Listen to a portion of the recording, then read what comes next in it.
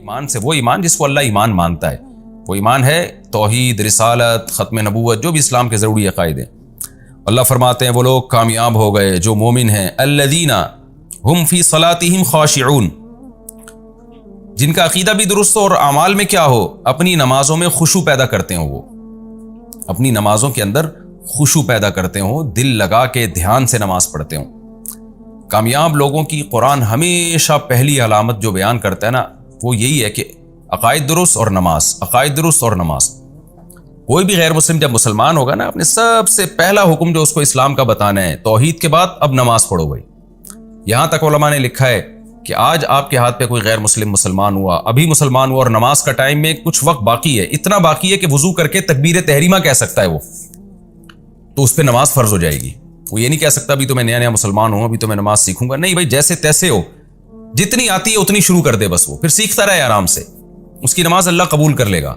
لیکن اتنا ٹائم اگر غیر مسلم کے پاس ہے نا، کہ جیسے فرض کریں کہ مغرب کا ٹائم ختم ہو رہا ہو 7:30 پہ، اور غیر مسلم اسلام ہوا، اسلام اس نے قبول کیا 7:27 پہ، تو 27 منٹ کے بعد 3 منٹ باقی ہیں جس میں وہ وضو کر کے تکبیر تحریمہ کہہ سکتا ہے، اللہ اکبر کہہ سکتا ہے، تو اس پہ نماز فرض ہو جائے گی۔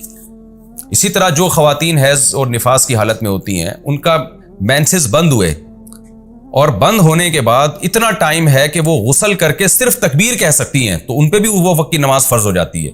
اگر نہیں پڑھیں گی تو ان کو قضا کرنی پڑے گی۔ تو نماز کا بہت اہم مسئلہ ہے۔ قرآن جگہ جگہ اہل ایمان اور جو کامیاب لوگ ہیں ان کی سب سے پہلی علامت نماز بیان کرتا ہے۔ تو اللہ نے فرمایا کہ ان کا کام کیا ہے کہ وہ نمازوں میں خشوع پیدا کرتے ہیں، نمازوں کی حفاظت کرتے ہیں۔ اس کو اللہ نے بعد میں بیان کیا، ابھی تو اللہ یہ بیان کر رہا ہے کہ پڑھتے تو ہیں لیکن کیسے پڑھتے ہیں، خشوع و خضوع کے ساتھ پڑھتے ہیں۔ تو خشوع میں ظاہری جسم کا خشوع بھی اور باطن کا خشوع بھی۔ ظاہری خشوع کیا ہے کہ آپ جب نماز میں کھڑے ہوں تو ہلے نہیں آپ۔ کتنے لوگ ہیں نماز میں کھڑے ہو کے ہر وقت داڑھی کو یوں یوں کرتے رہتے ہیں، کوئی کھجاتا رہتا ہے۔ بعض لوگ سعودی عرب جاتے ہیں، وہاں عربوں کو دیکھتے ہیں تو وہ کوئی ہل رہے ہوتے ہیں تو کہتے ہیں تو مکہ میں ہے یہ اتنا ہل رہے ہیں نماز میں، تو شاید یہی سنت طریقہ ہوگا۔ غلط ہے بھائی، وہاں کے علماء بھی اس عمل سے منع کرتے ہیں۔ تو ایسا نہیں ہے کہ کسی عربی کو آپ نے کوئی بھی دیکھ لیا تو وہی اسلام بن گیا۔ وہ نمازوں میں آپ کو خشوع پیدا کرنے کی ضرورت ہے، اور خشوع میں ظاہری خشوع بھی باطنی خشوع بھی۔ اور ظاہری خشوع یہی ہے کہ آپ آرام سے اطمینان سے نماز پڑھیں، جلدی جلدی نہ بھاگیں اس میں۔ اور جو اٹھک بیٹھک لوگ لگا رہے ہوتے ہیں، بعض لوگوں کو دیکھا ہے رکوع میں جانے کے بعد قوما میں جانے ابھی کھڑے نہیں ہوتے، ایک دم ڈائیو مارتے ہوئے جناب وہ سردے میں چلے جاتے ہیں۔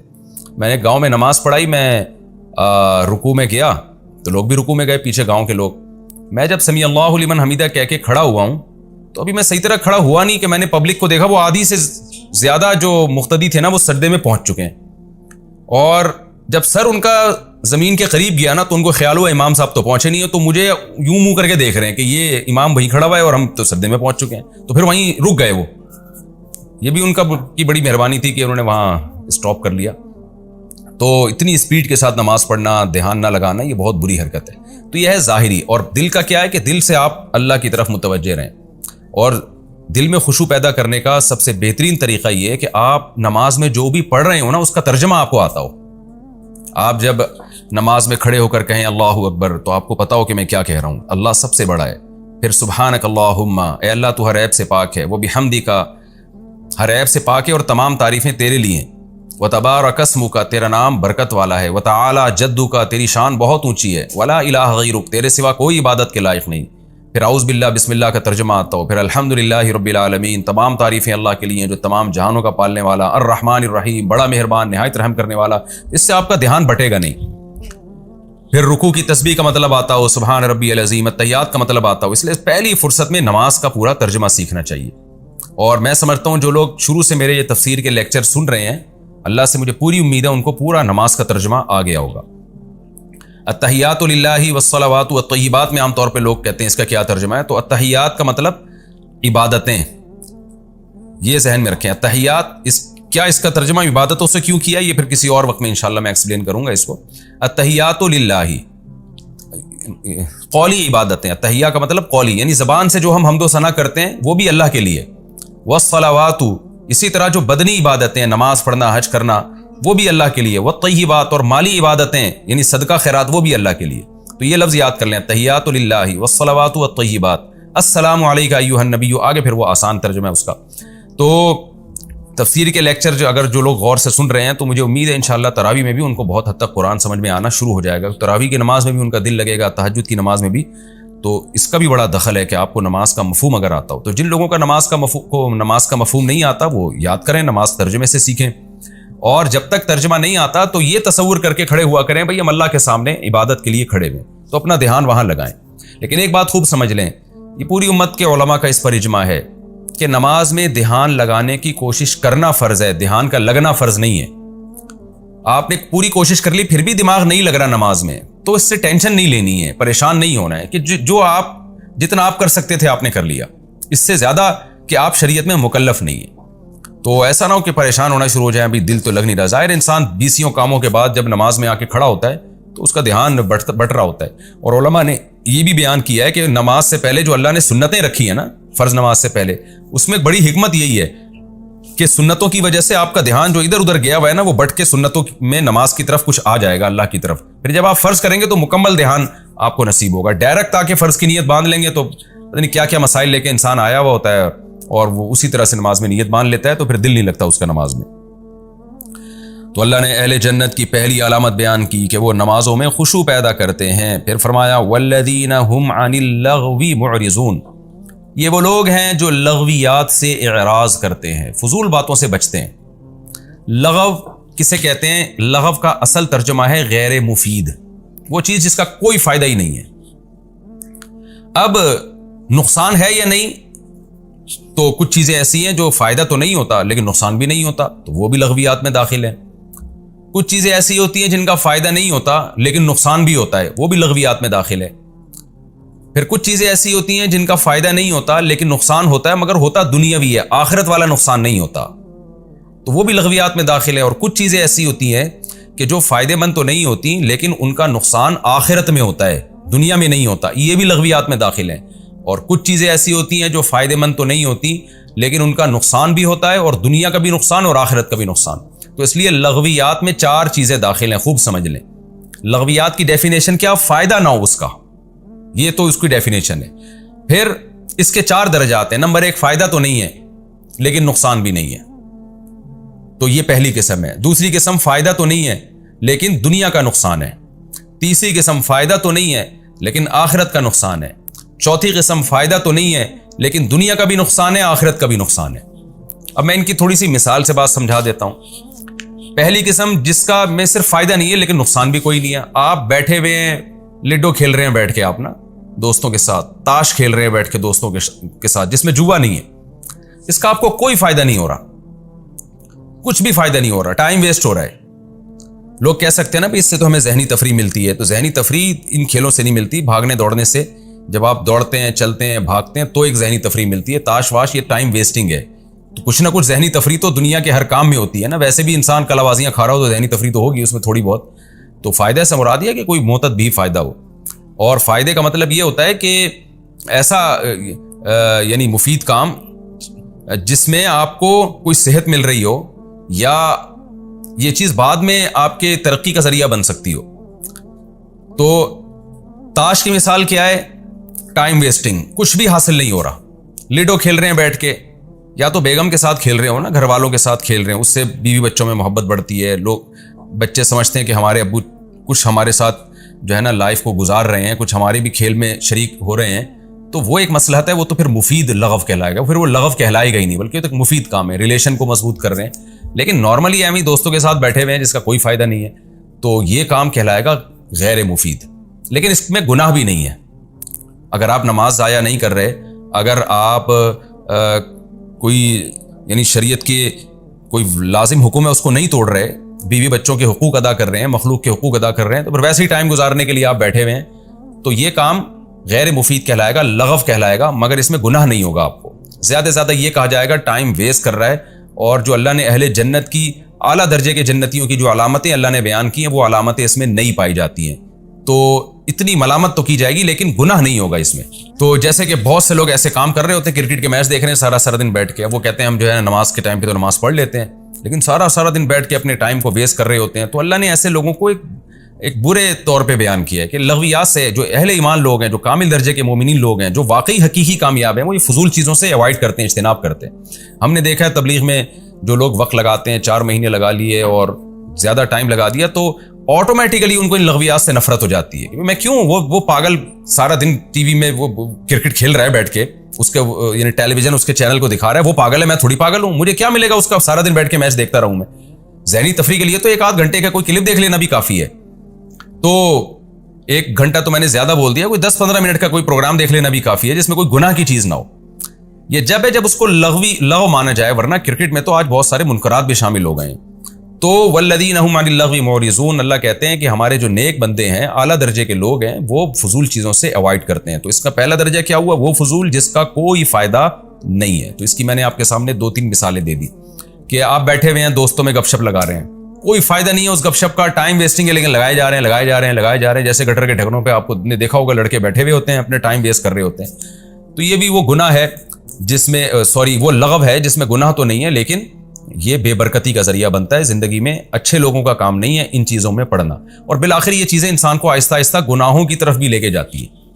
لغو کا دوسرا درجہ یہ ہے کہ فضول کام ہو، کوئی فائدہ نہیں ہے لیکن نقصان ہے، اور نقصان دنیا کا نقصان ہے، آخرت کا نقصان نہیں ہے. مثال کے طور پر آپ بے تحاشا چائے پی رہے ہیں، آپ بے تحاشا سگریٹ پی رہے ہیں. تو سگریٹ ایک اختلافی مسئلہ ہے، ہماری رائے کے مطابق گناہ نہیں ہے، مکروہ ناپسندیدہ ہے. اب یہ بھی ایک لغو کام ہے جس میں آپ کو شاید اس فتوے کی روح سے کہ حرام نہیں ہے، آخرت میں شاید سوال نہ ہو، لیکن دنیا کا آپ بیڑا غرق کر رہے ہو، اپنی صحت کو برباد کر رہے ہو. چائے بلا وجہ کی صبح شام پی کے آپ نے اپنے معدے کی ایسی کی تیسی کر دی ہے. بہت سارے لوگ ہمارے ایسے بھی فضول کام کر رہے ہوتے ہیں جو ہیں بھی فضول.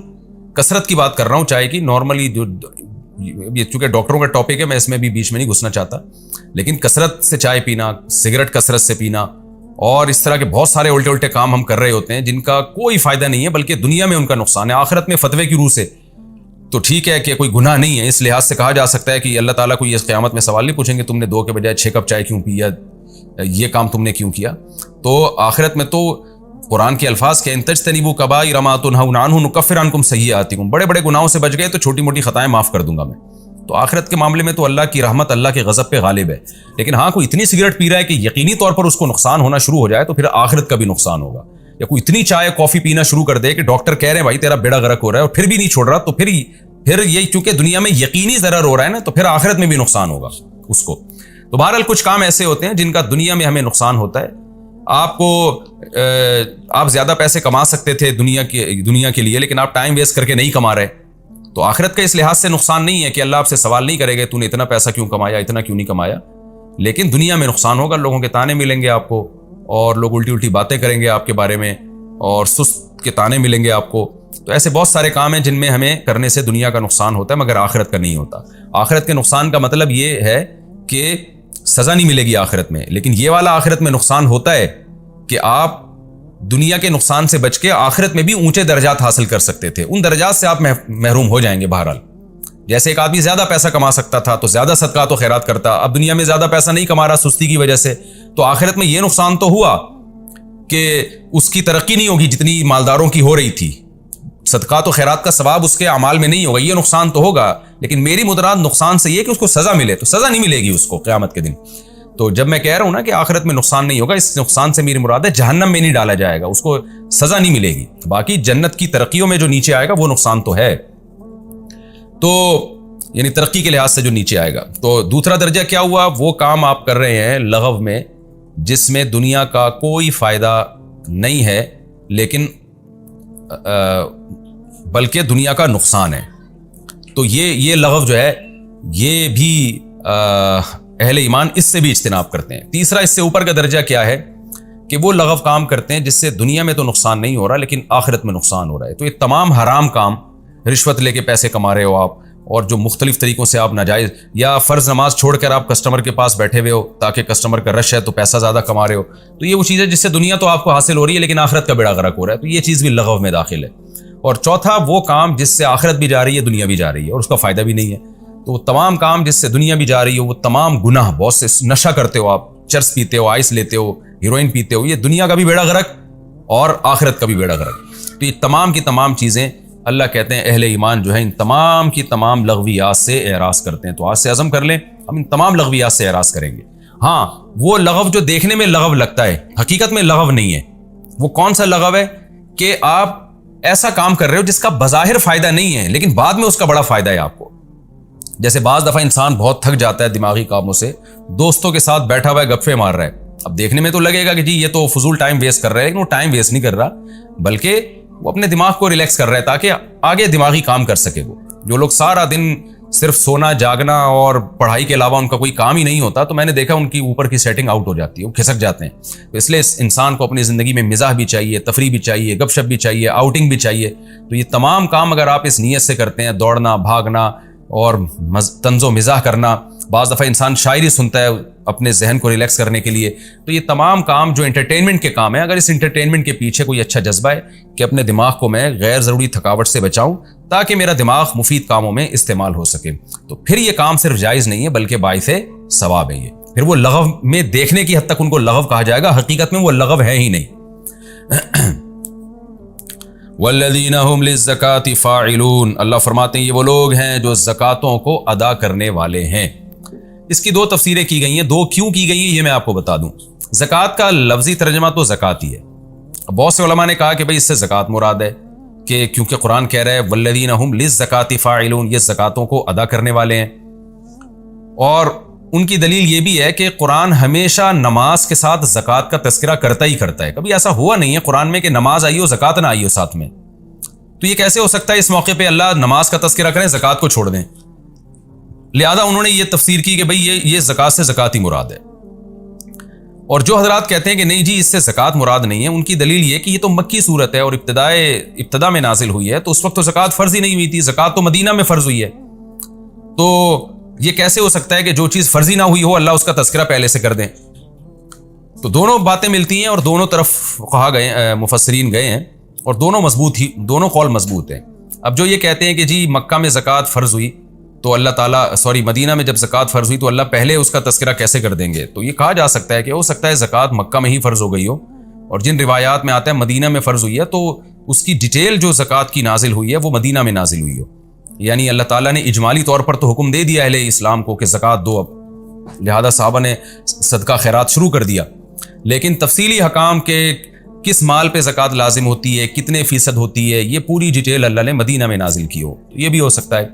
اور یہ بھی ہو سکتا ہے کہ اللہ تعالیٰ نے یہاں زکات سے تزکیہ مراد ہو. تزکیہ کا مطلب زکات تزکیہ کو بھی کہتے ہیں, باب تفعیل جو ہے نا تزکیون تسبیحن کی طرح, اس کو تزکیہ تفعیلہ پڑھا جاتا ہے, اور اس کا جو مصدر ہے نا فعال کے وزن پر بھی آتا ہے. جیسے تأذین اذان دینا, تو اس کے مصدر کو اذان فعال کے وزن پر بھی ہم پڑھتے ہیں, اور بہت ساری اس کی مثالیں ہمیں ملتی ہیں. والذین هم للزکاة فاعلون, یہ اپنی زکات کو ادا کرتے ہیں. تو زکات کے دوسرا مطلب بھی بن سکتا ہے کہ زکات سے مراد تزکیہ نفس ہو, یعنی اپنے آپ کو پاک کرتے ہیں ظاہری برائیوں سے بھی اور باطنی برائیوں سے بھی, ہر طرح کی برائیوں سے اپنے آپ کو بچاتے ہیں. آگے اللہ فرماتے ہیں والذین هم لفروجہم حافظون, یہ وہ لوگ ہیں جو اپنی شرمگاہوں کی حفاظت کرتے ہیں.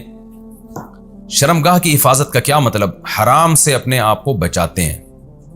الا علی ازواجہم, سوائے اپنی بیویوں کے, او ما ملکت ایمانہم, یہ اپنی باندیوں کے, یعنی اپنی باندی اور بیوی سے اپنی خواہش پوری کرتے ہیں. فإنہم غیر ملومین, پس یہ لوگ قابل ملامت نہیں ہیں. یہ بھی عجیب آیت ہے.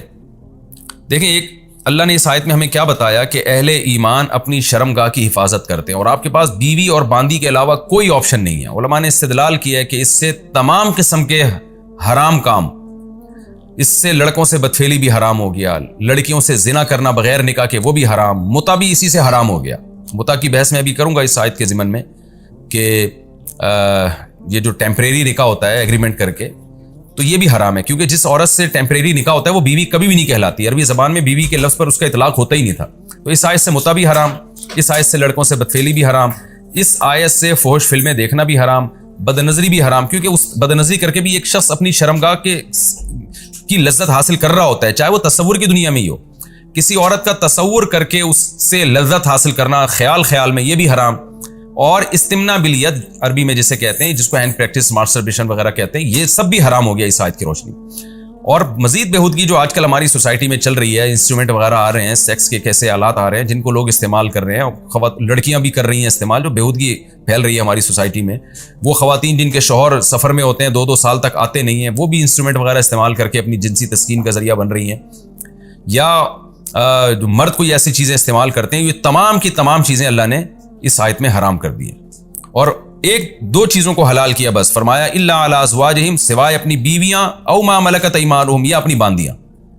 ان 2 کے علاوہ آپ کے پاس تمام آپشن بند ہیں. اب ایک اشکال ہو سکتا تھا کہ اللہ یہ 2 راستے ہمارے پاس ہیں، تو ہو سکتا ہے کہ اصل میں تو اسلام چاہتا ہو کہ مرد اور عورت اپنی خواہش پوری نہ کریں، لیکن کرنی ہی ہے تو مجبوری میں بیوی رکھ سکتے ہو، باندی رکھ سکتے ہو. خوب سمجھ لیں، باندیوں کا رواج ختم ہو گیا، باندیاں نہیں آ سکتی. تو میں اگلے ایپیسوڈ میں انشاءاللہ اس کی کچھ مزید ڈیٹیل بیان کروں گا. لیکن اتنی بات ثابت ہوئی کہ بیوی ہو یا باندی ہو، باندی اب نہیں ہوتی تو اب میں بیوی ہی کا تذکرہ کروں گا. یہ ایک اشکال ہو سکتا تھا کہ شاید اللہ تعالیٰ نے جو بیوی کی اجازت دی ہے یہ گویا نہ چاہتے ہوئے دے دی. یعنی اللہ تعالیٰ چاہتے تو یہی تھے کہ لوگ اپنے آپ کو ہر طرح کی خواہشات سے، یعنی جو سیکس جو ہے نا، اس کی خواہش پیدا ہی نہ ہو، یا پیدا ہو رہی ہے تو پوری نہ کریں کسی بھی طریقے سے. کرنی ہے تو مجبوری میں بیوی سے کر سکتے ہو. لیکن آگے اللہ نے فرما دیا فَإِنَّهُمْ غَيْرُ مَلُومِينَ، کہ یہ لوگ قابل ملامت نہیں ہیں. کیا مطلب؟ یہ میں تمہیں مجبوری میں اجازت نہیں دے رہا کہ اپنی زوجہ کے پاس جا سکتے ہو، بلکہ میں تمہیں بتا رہا ہوں زوجہ کے پاس جانے والا قابل ملامت نہیں ہے بالکل. تو مقصد یہ کہ جو ناجائز ہے اس سے اجتناب کرو، اور جو حلال ہے وہ کسی مجبوری میں جائز نہیں ہے، بلکہ وہ تو تمہارے لیے پیدا کیا گیا ہے، تو وہ قابل ملامت نہیں ہے. کیونکہ اللہ کو معلوم تھا کہ جب مسلمان قوم حرام سے بچے گی یا نیک صالح لوگ حرام سے بچیں گے تو عین ممکن ہے یہ کثرت سے بیویاں رکھنا شروع کر دیں کہ بھئی ہم حرام کی طرف تو جا نہیں سکتے، تو ہم زیادہ باندیاں رکھتے ہیں یا بیویاں رکھتے ہیں.